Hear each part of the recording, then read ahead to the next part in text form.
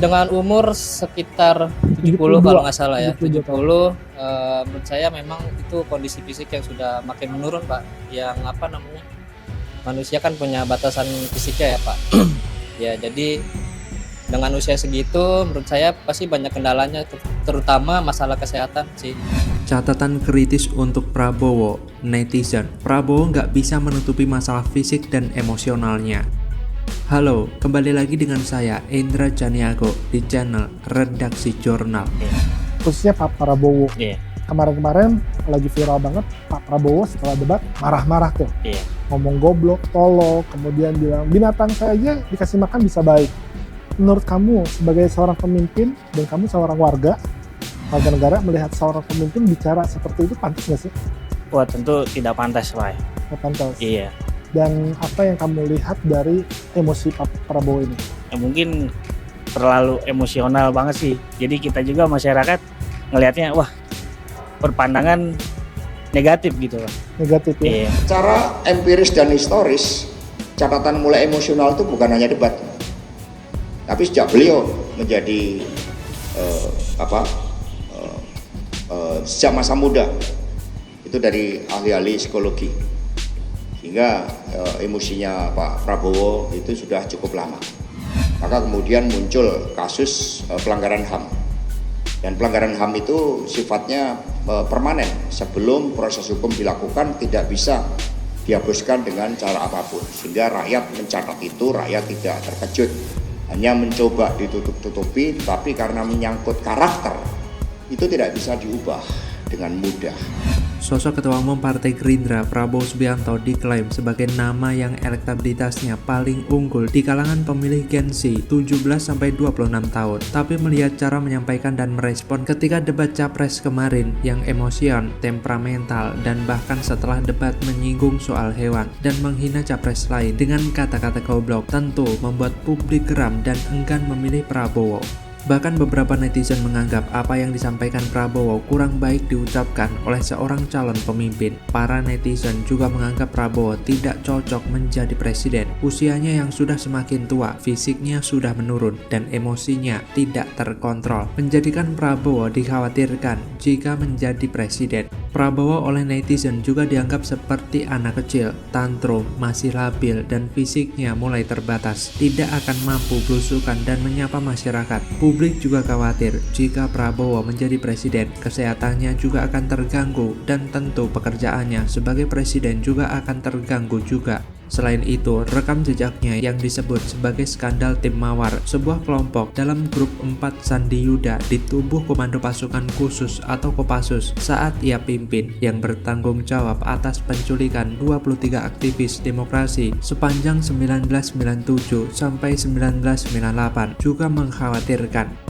Dan di belakang, dalam Arsip Keamanan Nasional atau NSA, dokumen rahasia Amerika Serikat tertanggal 7 Mei 1998 yang dirilis 2018 mengungkap catatan staf Kedutaan Besar Amerika Serikat di Jakarta mengenai nasib para aktivis yang menghilang. Disebutkan penghilangan itu diperintahkan Prabowo yang mengikuti perintah dari Presiden Soeharto. Sebagian generasi milenial lahir pada 1980 sampai 1995, apalagi Gen Z 1995 sampai 2012 can relate dengan catatan hitam sosok Prabowo. Saya pribadi dan saya kira sebagian besar teman-teman elemen aktivis mahasiswa 1998 yang tak berprofesi sebagai politisi masih tetap menganggap Prabowo tak layak menjadi presiden Indonesia. Salah satu alasan paling mendasar adalah rekam jejak hitam selama berkarir di militer dan level emosionalnya yang tak stabil sehingga tak layak untuk memimpin 278 juta rakyat Indonesia dengan berbagai problem peliknya. Prabowo tidak berubah, tetap saja emosional dan temperamental meskipun usianya telah bertambah tua, kadarnya saja yang berkurang. Bagi yang terlewat dengan catatan sejarahnya, bisa dengan mudah googling, misalnya Prabowo gebrak meja podium, atau makian Prabowo kepada juru media dengan kata kunci, Prabowo pimpinan Jakarta Post brengsek. Banyak sekali jejak digital arogansi yang merujuk pada periode kampanye Pilpres 2014 dan 2019, yang secara telanjang menunjukkan betapa temperamentalnya anak begawan ekonomi Sumitro Joyo Hadikusumo ini. Sebuah survei lawas menjelang Pilpres 2014 yang diselenggarakan oleh Laboratorium Psikologi Politik Universitas Indonesia menyimpulkan bahwa Prabowo memiliki kecenderungan gaya kepemimpinan otoriter. Penelitian ini dilakukan terhadap 204 psikolog di Jakarta, Depok, Bogor, Tangerang, dan Bekasi yang berpengalaman dalam menilai kepribadian. Riset diadakan pada 18-27 Juni 2014, di mana sebanyak 76% psikolog menyatakan Prabowo bakal menjalankan gaya otoriter jika terpilih menjadi presiden.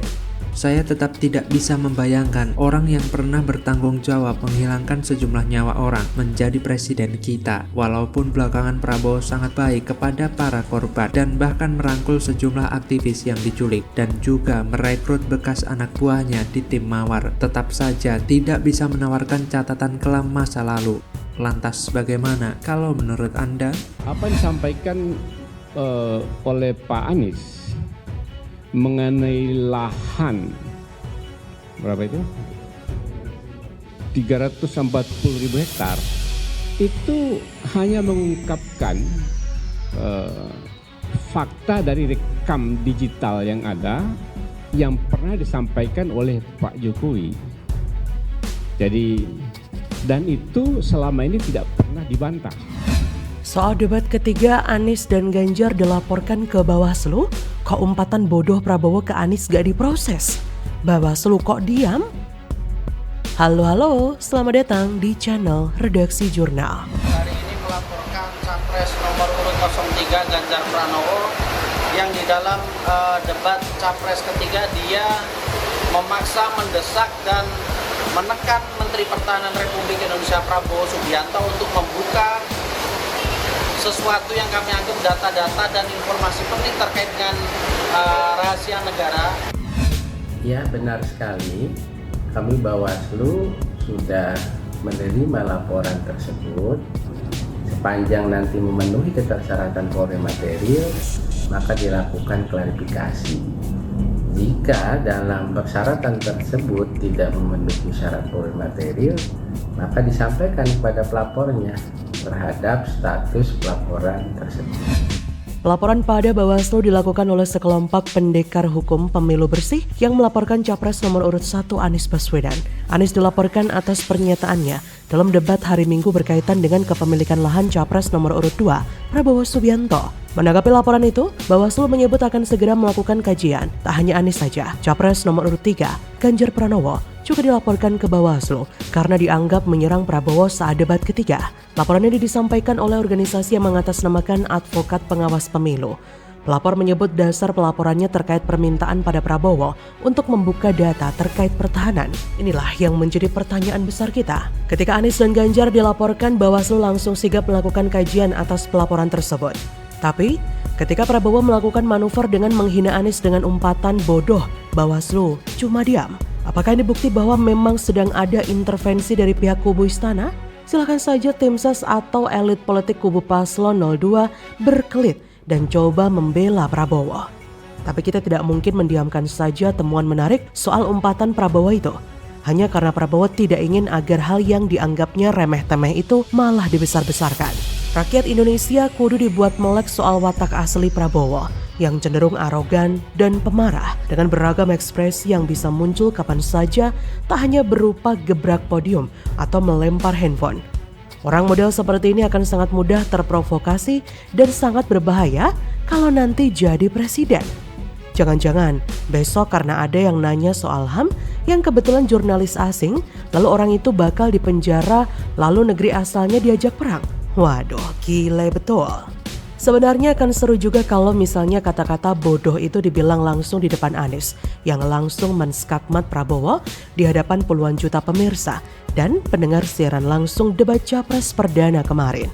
Kalau perlu malah mengajak berkelahi biar sekalian seru bercandanya karena dilakukan saat siaran langsung debat Capres. Sejak awal kita bersama-sama meyakini bahwa tidak ada yang berubah dari seorang Prabowo. Sekalipun tim sesnya mati-matian mencitrakan Prabowo sebagai sosok yang kini lebih santun, sabar, tahan menghadapi berbagai serangan dari lawan politiknya, plus rada unyu-unyu atau gemoy.